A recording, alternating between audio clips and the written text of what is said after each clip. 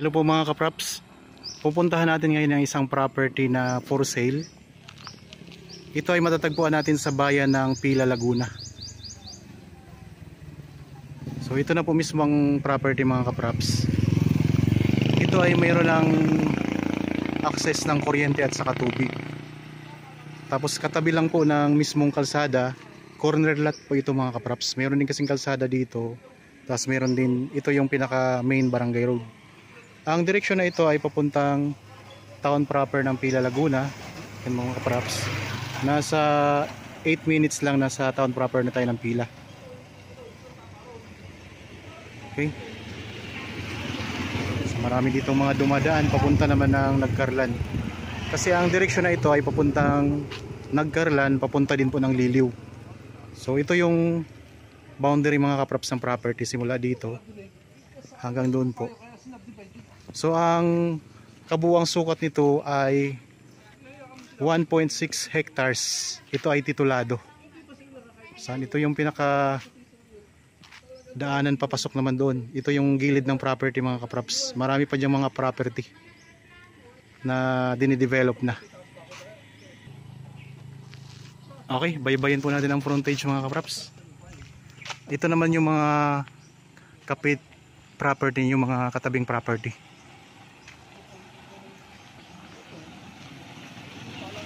Tingnan natin. Papasok tayo sa loob para makita natin ang mga tanim.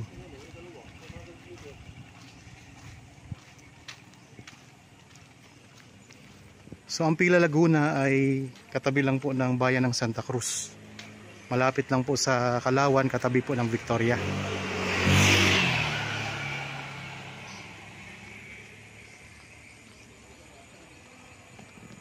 Ang ganda ng property, tabing-tabi ng kalsada mga kapraps. Pasok po tayo. Yan, ito yung mga tanim. Maraming mga tanim na lansones. Ito ay titulado. Tapos ang presyo nito mga kapraps, makikita nyo sa description box at sa title nitong video. Maraming mga tanim na lansones, mga saging, may mga puno ng niyog. Tara, libutin natin to para makita natin kung ano pang mga tanim dito sa loob mga kapraps. Napakalapit lang sa town proper.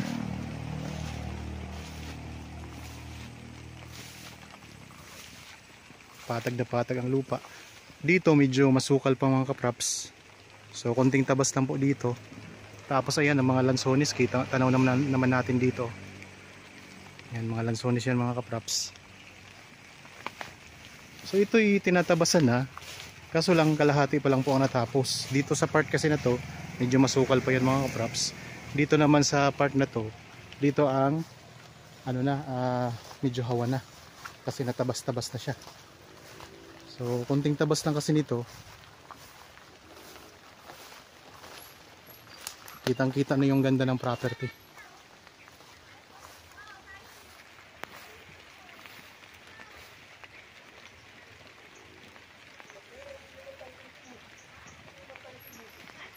May mga puno ng niyog, may mga bunga na rin.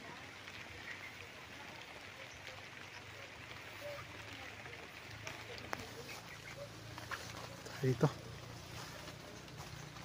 So may katabi kayong property na develop na, yun. Yung kaninang pinakita ko sa video sa unahan.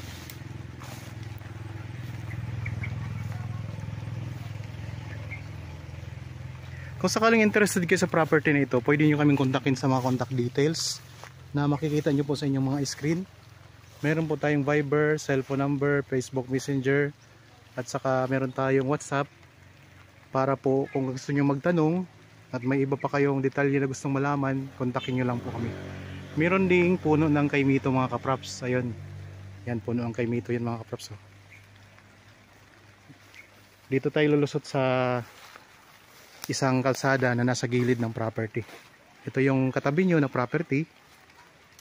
Tawid kalsada lang yan. So ito yung gilid ng property mga kapraps.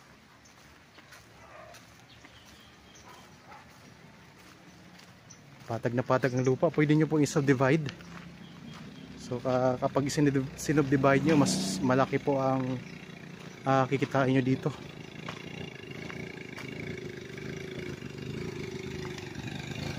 Meron ding puno ng santol. Ito mga kaprops, so puno ng santol.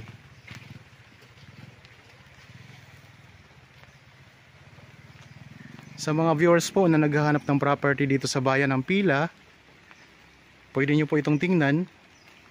Accessible po ito sa lahat. Pasok na pasok inyong sasakyan. Malapit lang po sa town proper. May access na ng kuryente at saka tubig. May mga tanim na prutas, lansones, niyog, mga saging, kaimito at iba pa. Corner lot mga kaprops, kaya napakaganda.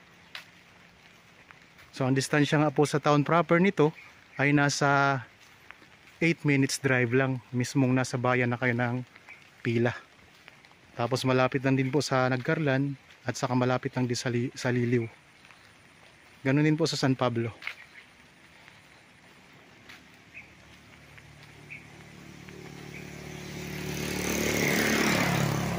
Ito yung pinaka frontage.